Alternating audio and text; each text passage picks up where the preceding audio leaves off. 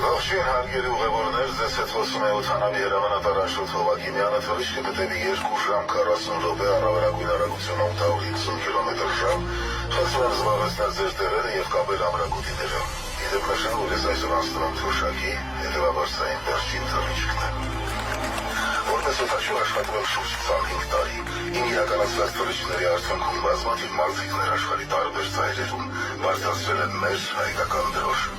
Շատ հիվանդներ հաղթել են մահը, ուժում ստանալով արտասահմանում, իսկ շատերը կյանքի մայրամուտին հասցրել են տեսնել իրենց երազանքի Փարիզը։ Շատ երիտասարդներ մեկնել են արտասահման լքելով իրենց ծնողներին։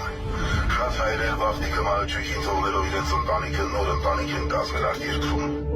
Շատ մայրեր մեկնել են երեխաներ խնամելու, անխնամ թողնելով սեփական երեխաներին։ Շատ ուղևորներ թռիչքի ժամանակ վախենում են վթարից, ասեմ, որ վախենալու ոչինչ էլ չկա։ Թե հաղթահարել ես ծնողիդ միայնակ թողնելու վախը, հաղթահարել ես կարոտի ցնցումների վախը, ապա հավատա, ինքնաթիռի ցնցումները վախենալու չեն։